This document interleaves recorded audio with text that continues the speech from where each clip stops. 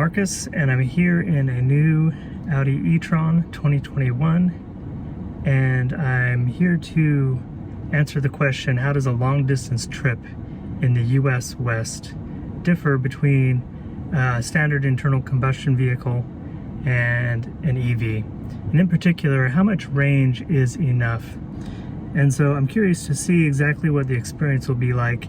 The 2021 e-tron has an EPA range of 222 miles. They bumped it up a little bit through various means. And so I'm taking a trip from the Bay Area, from Fremont, California, to Salt Lake City, Utah. And I started in Salt Lake City in my BMW X3, and I drove here. I didn't do anything special, I just drove organically how I normally would, but I kept track of how many stops I took and the length of each stop, so that I can compare when I drive this car back, how does it differ? And you know, even just a few years ago, I don't know that this would have been possible just because of the charging infrastructure. So we will see what happens now in the year 2020. What else could go wrong, right? So we'll see how it turns out. I'm excited. All right, so I'm about to get started on my trip. I wanted to explain a few things. First is that we're going to have an elevation gain of about 5,000 feet from Fremont, California to Salt Lake City, Utah, and particularly to my home is right at about 5,000 feet. Another thing I wanted to point out is that this car has 222 miles of EPA range, but also something interesting that I'll talk about later is you can see, hopefully, we're at 77% right now, and it's still charging at 143 kilowatts, which is really interesting. One of the reasons why I actually like the e-tron for this purpose, even though it has a shorter quoted range. I'll go into that a little bit later. So I'm about to get moving. I'm at 80% right now. So I'm just going to drive normally. I'm not going to do anything weird or special to try to improve my mileage. I will set it to the efficiency mode just because I think that's a pretty easy thing to do, but I'm just going to obey the speed limit.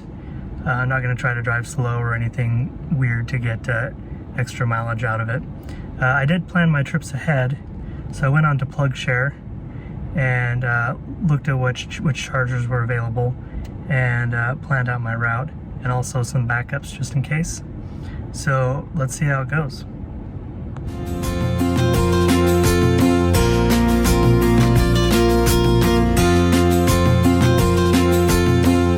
California Friday afternoon traffic. I don't miss this part of California. Okay, so that was a long trip. I drove probably 4 hours. Ran into tons of traffic, the weekend traffic, and had a late start. So spent a lot of time on the freeway and stop and go. There was also a fair amount of speed limit driving. And then when I hit Sacramento, the navigation decided it was faster for me to take country roads around the outskirts of Sacramento. So did a lot of twisty driving, a lot of stop and go, a lot of stop signs. Went through some boulevards and some neighborhoods and some suburbs, and so I've had a huge variety of driving so far. It says I have 123 miles left, and I've driven. This is a little bit wrong because I had to reset it about 7 miles in, so I've driven about 132 miles, and it says I have 123 left. So that would be 250 miles. I've got about half charge left, and I'm here at the Electrify America chargers. Hopefully they work, and they are 350 kilowatts. So I'm going to charge and take a bathroom break, maybe grab something to eat, and hopefully head out on the road again. I just wanted to mention, this is a nice little stop. We've got 1, 2, 3, 4, 5, 6, 7, 8, 9, 10, 11, 12, there are 4 more over there, chargers, and 4 of them are 350 kilowatt. and I think the rest are 150 kilowatt. So it's quite impressive. And my car's here charging. Looks like we're doing 36 kilowatt hours in 18 minutes, which is pretty cool, at 90%. So the next leg of this trip is going to be pretty grueling. It's about a 7,000 foot climb up the Sierra Nevadas. So that will be pretty demanding. I think the next charging station is 120 miles away. So about another 2 hours. I think that's in Reno. So we'll see how things go. There's a station at Truckee, which is not quite 120 miles away, probably 90 miles away or something like that. So if I run into trouble, I can always stop at Truckee. There are several places in Reno, so wish me luck.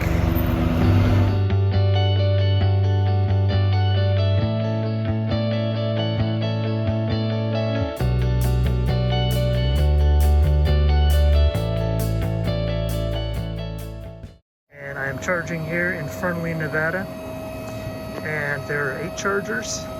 And again, we've got some at least 2, we have 4 that are 350 kilowatt, and 150 here, and a 150 and a 50, and on the other end there's 2 150s as well.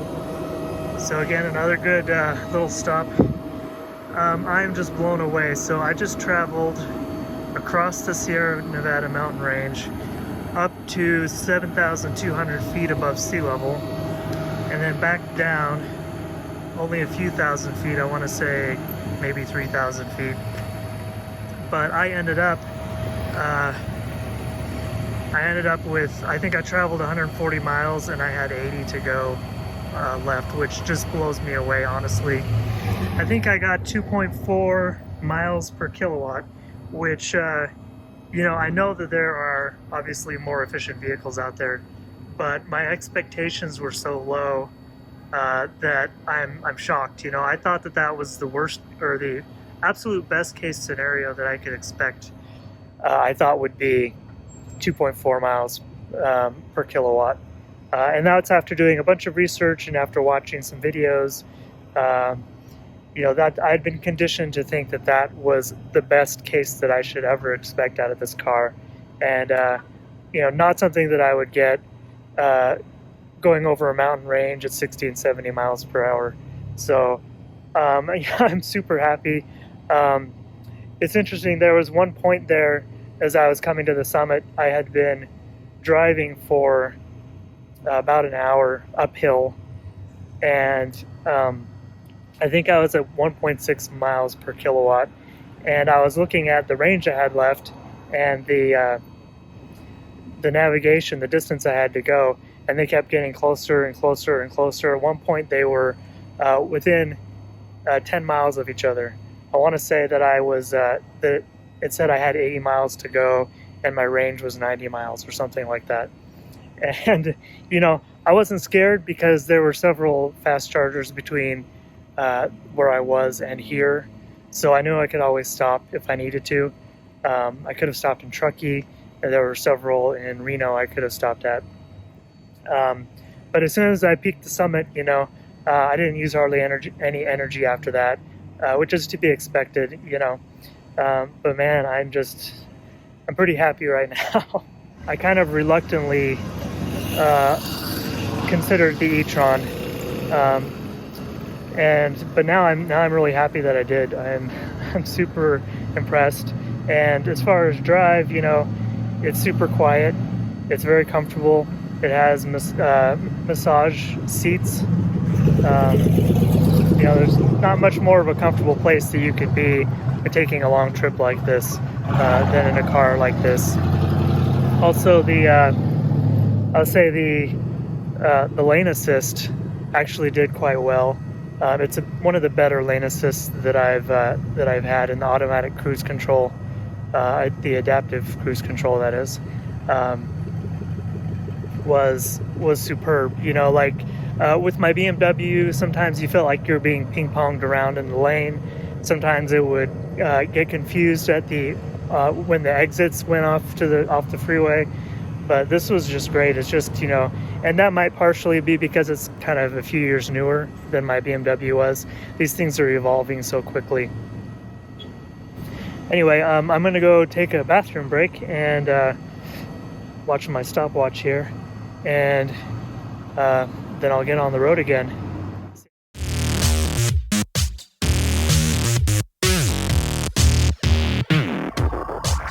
Well, I made it to Winnemucca. I'd have to say that this stop, out of all the stops, feels the most forced. You know, I might stop here with a gas car, but I probably would need to get fuel. It's only been, what was it, 120 or so miles since my last stop. So, you know, it's time to stretch my legs and take a little break. Then I have another 140-ish miles to go after this, so I probably wouldn't need to refuel normally, but it's still good to take a break. This last stretch, you know, rolling hills for the most part, and I looked it up. We have an elevation gain of just 100 feet, so pretty flat. It did get cold. It's 46 degrees right now, and honestly, even before Reno, I felt the heat kick on a few times. And so the heat's definitely been on. And earlier in the day, it had air conditioning. Right now it says AC Eco because I've got it in the efficiency mode. I haven't really done anything else to prepare the car. I ended up getting, again, 2.4 miles per kilowatt, which honestly, again, it surprised me because a good chunk of the speed limit in this area is 80 miles an hour. And I was prepared, you know, speed is the biggest killer of range, at least from what I've heard and from what I've seen.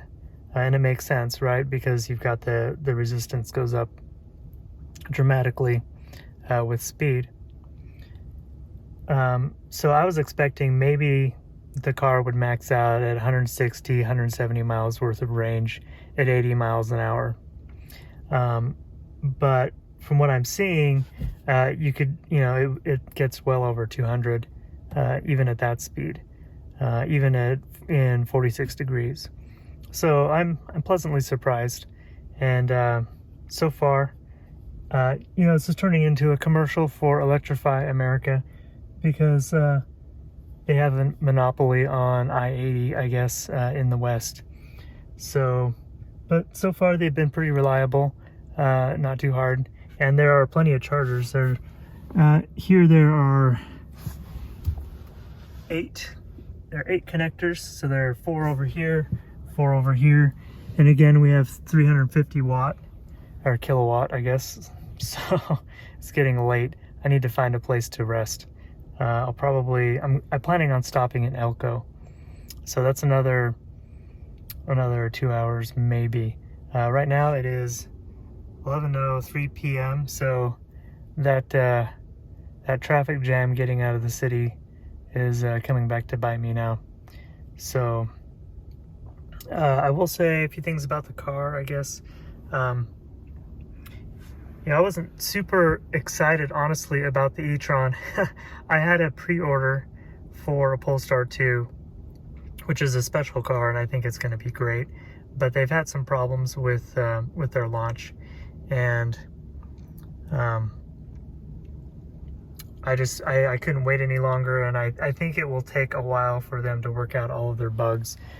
So they were going to launch with all these features like phone as key, use your phone as a key. They don't have charging schedules yet. What else was there?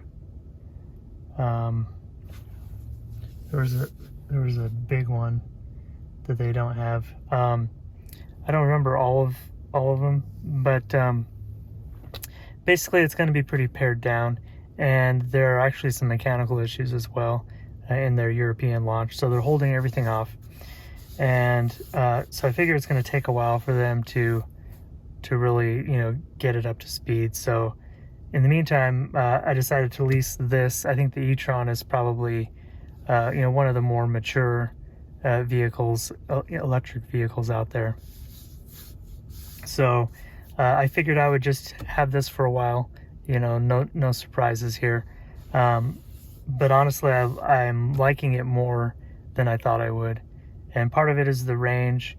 A part of it is just that it's so nice and it's so polished inside. And it's got the laminated acoustic windows, so it's super quiet.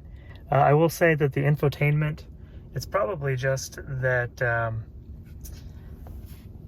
it's probably just that I'm unfamiliar with it, but and it's okay. It's just you hunt and peck through here, and you can pretty much find what you need to find, as far as settings or whatever.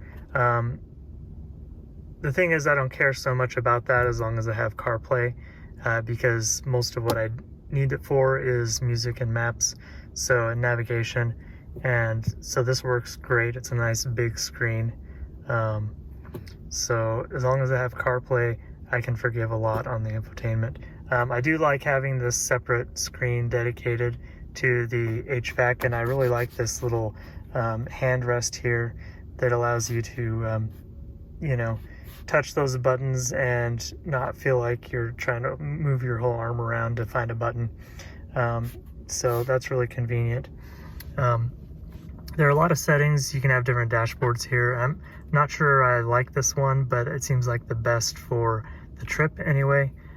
So if you're looking at this dashboard, occasionally in my screenshots and you don't like it, it's not the only option. So it's got this cool spaceship lighting here, all the way throughout the cabin. You can change different colors. So yeah, I'm gonna go take another bathroom break, maybe grab a snack, and hopefully by that time the car will be ready to go another 140 miles. Yeah, just poking through the infotainment here, I noticed there's this range mode, and it seems when I push that, it disables the AC or something and adds a few miles of range supposedly, or something like that. So yeah, there we go. I probably won't be doing that. I seem to have plenty of range as it is, but it's an option, I guess.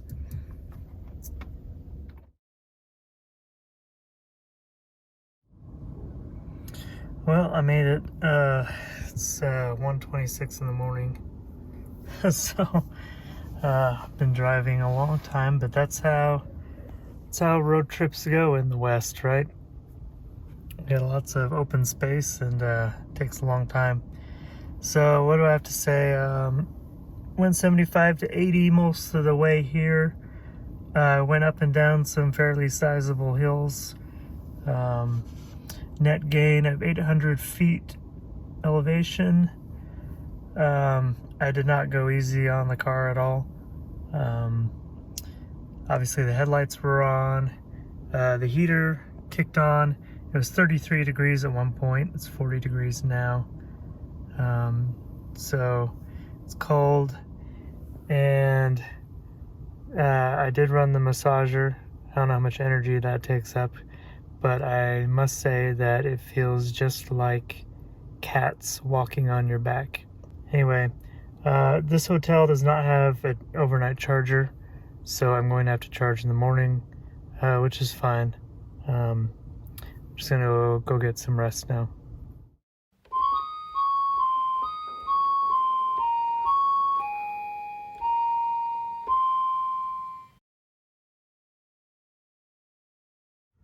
Good morning. We are here in Elko, Nevada. It is 8:52 and it's about 45 degrees outside. Actually 42 degrees outside. And I'm charging here. I've been paying for charging ridiculously. Well, I have a megawatt hour of free charging that I just hadn't set up before I left. So I set that up last night. I'm using my free megawatt right now to charge. It says I have about 25 minutes to charge to full, to 100%. So speaking of that, I wanted to talk about the charging differences between a car like this and some other electric vehicles. Most electric vehicles, they give you a certain amount of battery and they let you use it. They may cut off maybe 3 to 5% off the top. It's kind of a safety margin to make sure the battery doesn't get completely drained, and it can be damaging to the battery actually to fill it up all the way over and over and over again. So they chop off that top little percent there, but they let you use the whole thing. And when you plug it in to charge it, they have what's called a charging curve. And so when you're at totally empty, you may get a huge charging rate. You know, you may be charging at 250 kilowatts or 150 kilowatts initially, and as the battery fills up, it starts to taper off. And so by the time you hit 50% full, you may be 100 kilowatts or under 100 kilowatts. By the time you hit 70% full, 75% full, you might be at 50 kilowatts. So what happens is that people don't really like using that top end of the battery because it just takes too long to fill up. You know, they don't want to sit there for an extra 30 minutes just to get that last 20, 25, 30% of their battery. So people just tend not to use that section of their battery. With the e-tron, it's a little bit different. They've cut off 10% off the top and they say you can't use this, and that kind of shifts the charging curve a little bit and you get good charging throughout the whole range. So this car, I think I showed you yesterday, it'll do 150 kilowatts all the way up to about 75, you know, between 75 and 80%. It'll do the full speed charging. Once it hits that, it does its taper off, but it's never really that bad. So even though it has less range, the battery is completely usable. It's predictable when you plug it in. You don't have to do the math and think, you know, am I in a section of the battery that's worthwhile to charge? Is it going to take a long time, or do I want to wait until it's faster to charge and run it down more and keep track of it? You just get a consistent experience. So that's nice. I mean, truth be told, I would probably rather have access to the full range of the battery, but I wouldn't want to lose the consistency of the charging either. So anyway, it's just something to think about, you know, that, you know, you have these cars with more range, but they're driving around only charging up to maybe 60, 70%. So in the end, is it really that different from a car like this that has less range, but the whole battery is easily accessible and usable? I don't know. There's some nuance in comparing these vehicles and understanding exactly, you know, what's an apples to apples comparison. Anyway, just something that I've been thinking about. You know, I've had a lot of thinking time recently. So I'm at 69% charge right now. It says I have about 15 minutes or so left. So I am going to have some breakfast and then I'm going to head out on the road.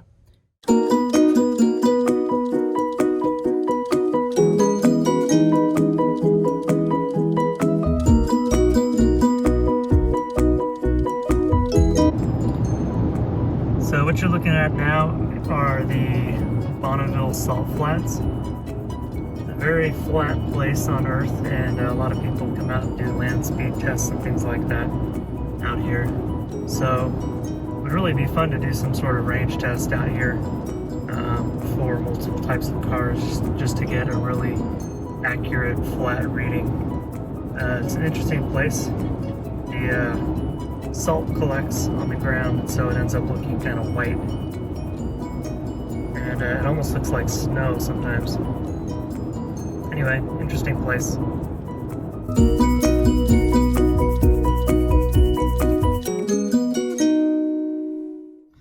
So there's an episode of Seinfeld where Kramer goes for a test drive in a car, and they get caught up in how far they can drive the car past empty.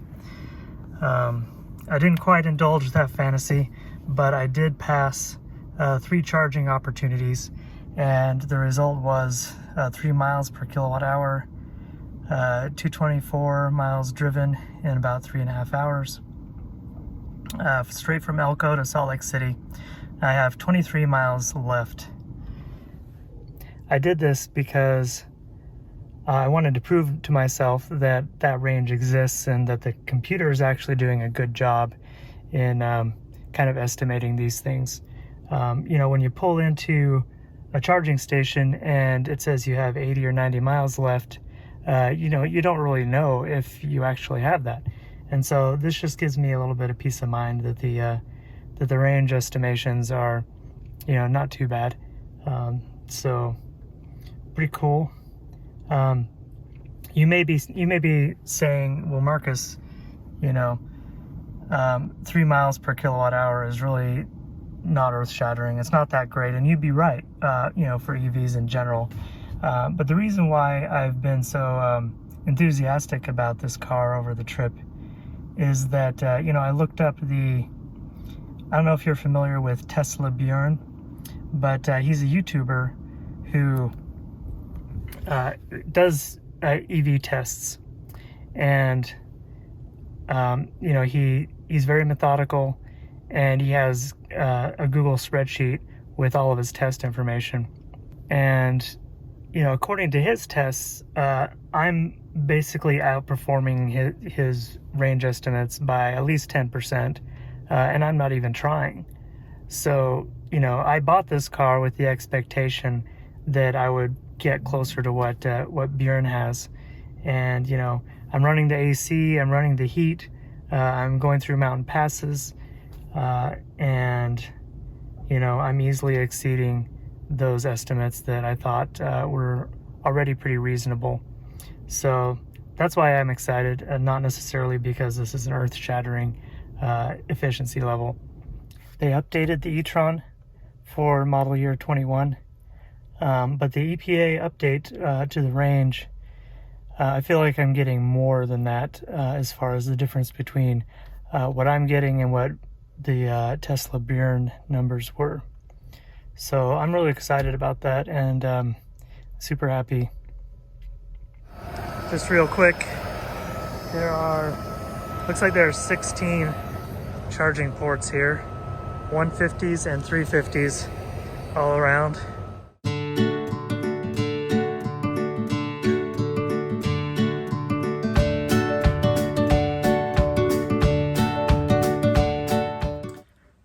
Well, I made it back home. My car is charging in the garage, and it's time to go over some numbers.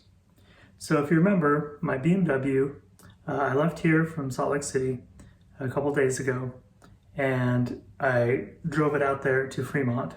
And it's a gas-powered car. It's an X3. And I made 4 stops. I stopped in Elko for 26 minutes, Winnemucca for 25 minutes. I stopped in Truckee for 22 minutes, and Sacramento for 17 minutes. So that's a total of 1 hour and 30 minutes. Now, if you would have asked me before I did this experiment how long the average pit stop took, I probably would have said maybe 10 minutes, less than 10 minutes probably.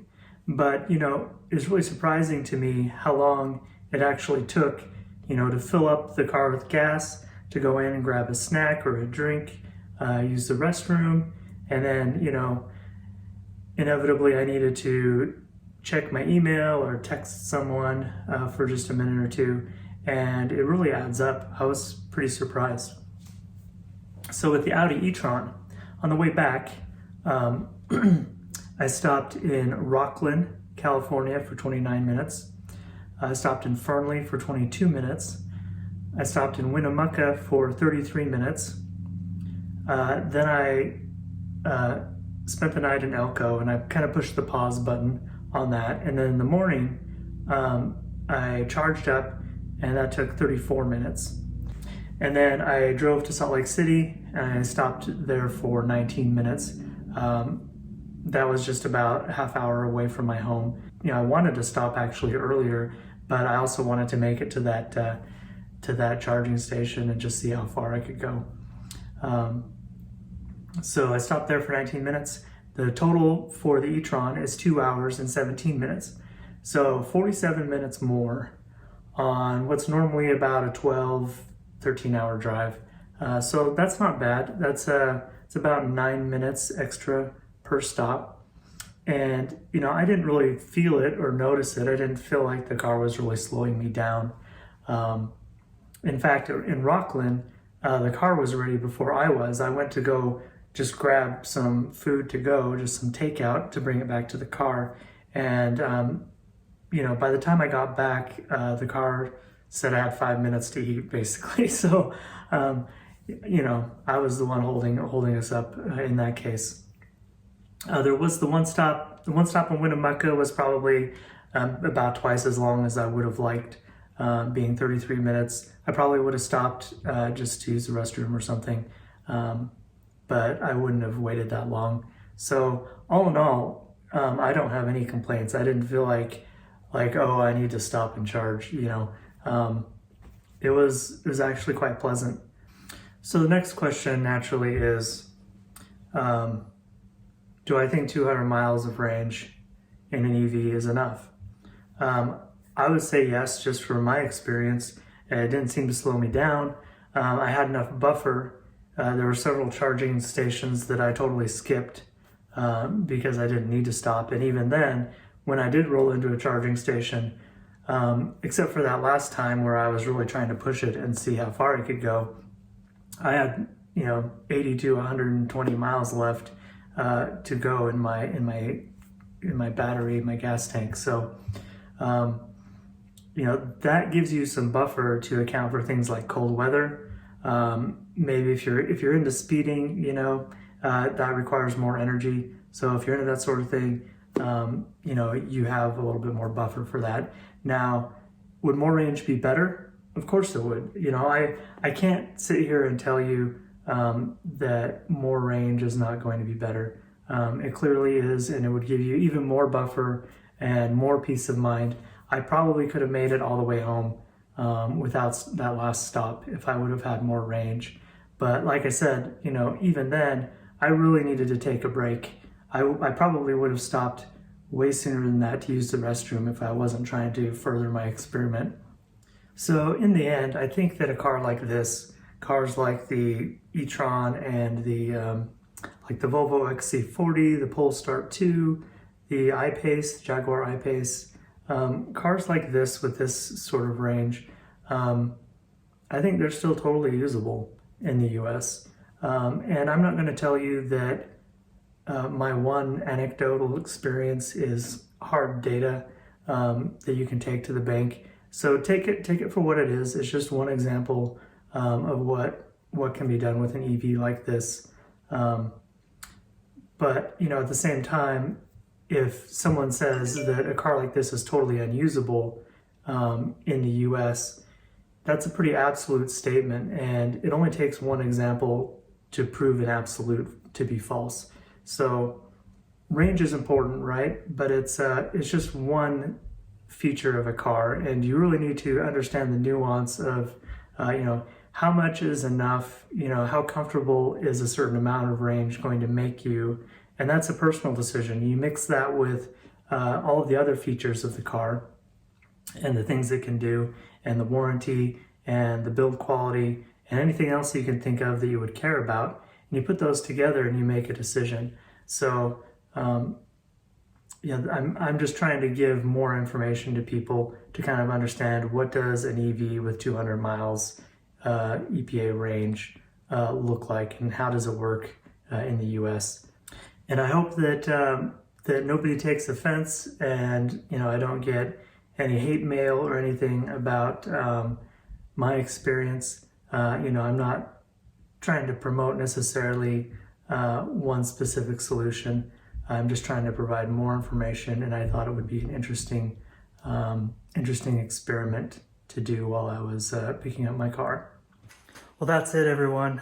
Thanks for watching. I hope that wasn't too boring or amateur. This car I'm going to take up skiing all winter long up the mountains in the cold. So I may do a follow-up to kind of talk about how well it does in that regard when it gets cold, when I'm driving long long trips up to ski resorts and then leaving the car in the cold for a few hours and then coming back home. So I'll be excited to see how well that does. There's one more thing I wanted to point out because people were talking about regenerative braking on the forums. And there's one thing about this car that I hope that all EVs will emulate, and that is the way that the regenerative braking works. I'll show you here really quickly. It's got these paddle shifters here, and normally the e-tron just coasts. There is no regenerative braking. But the nice thing here is you can use the paddle shifters and it feels almost like you are downshifting in a car. And I got totally used to using paddle shifters in my X3, so it feels really nice and natural. You're coasting along down a hill or you see a stop sign in the distance and you flip this and you get one click of regen, and then you click it again and it gets stronger, and it just feels very natural. And then as soon as you push the throttle again, you're back into coast mode. And you can use this one to cancel the regen. And so it's just really nice because in a lot of cars, you don't have quick access to adjust the regen. And here you could actually even brake, you can slow down the car with your hands, or you can choose not to and just coast. And, the theory is that you want to coast if you can. You don't want to lose the energy that the momentum that you have built up by putting it back into the battery. It's less efficient. So the more you coast, the better, and unless you actually need to come to a stop and then you need to capture that. And so I really like this mechanic, and I hope that we see it more in EVs going forward. So that's it, everyone. Thanks, and hopefully there'll be a follow-up.